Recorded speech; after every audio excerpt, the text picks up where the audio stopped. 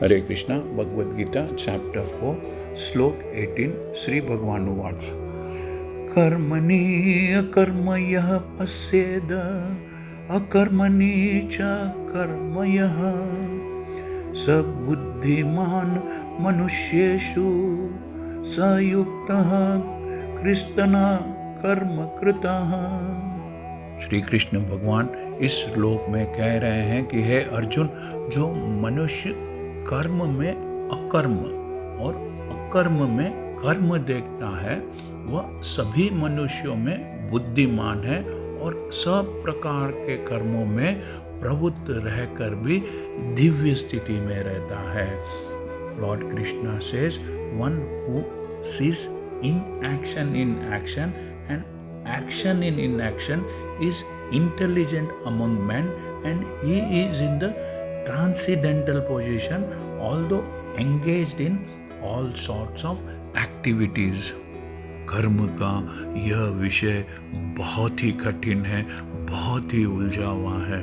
The subject of karma, that is activity, is very complicated and very difficult to understand.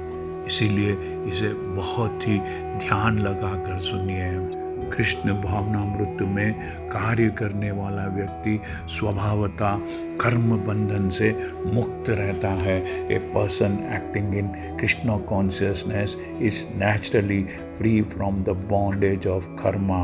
उसके सारे कर्म कृष्ण के लिए होते हैं, अतः कर्म के फल से उसे कोई लाभ या हानि नहीं होती है।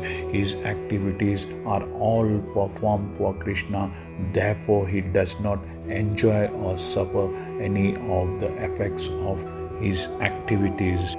फलस्वरूप वह मानव समाज में बुद्धिमान होता है, हालांकि वह कृष्ण के लिए सभी तरह के कर्म में लगा रहता है। Consequently, this person is intelligent in human society, although he is engaged in all sorts of activities of Krishna. अर्थात वह कर्म तो कर रहा है किंतु उसका हर कर्म कृष्णा के लिए है, इसीलिए वह मनुष्यों में सबसे बुद्धिमान है। अकर्म का अर्थ है कर्म को करते हुए फल की इच्छा नहीं करना। Akarma means working without the expectation of fruitful results of the work. निर्विशेषवादी इस भय से कर्म करना बंद कर देता है कि कर्म फल उसके आत्म साक्षात्कार के मार्ग में बाधक न हो, रुकावट न हो, किंतु सगुणवादी जो कृष्ण को साकार रूप में मानते हैं अपनी इस स्थिति से भली भांति परिचित रहता है कि वह भगवान का नित्य दास है।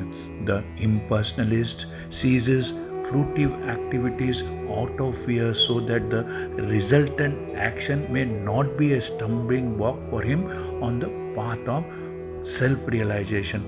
But the personalist who worships Krishna in his human form knows rightly his position as the eternal servitor of the Supreme Personality of Godhead. Therefore, he engages himself in the activities of Krishna consciousness. अतः वह अपने सारे कर्तव्यों को कृष्ण भावनामृत में लगा रखता है।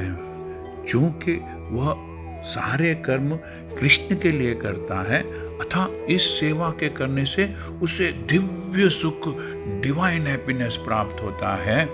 जो इस विधि में लगे रहते हैं वे व्यक्तिगत इंद्र तृप्ति की इच्छा से रहित होते हैं। उसको अपने लिए कोई इच्छा नहीं रहती, उसकी हर एक इच्छा कृष्णा के लिए होती है। वो जो कर्म करता है कृष्ण के लिए करता है। कृष्ण के प्रति उसका नित्य दास्य भाव उसे सभी प्रकार के कर्म फलों से मुक्त कर देता है। इस श्लोक में श्री कृष्ण भगवान कह रहे हैं कि कर्म नहीं करने से अकर्म करना ज़्यादा बेहतर है।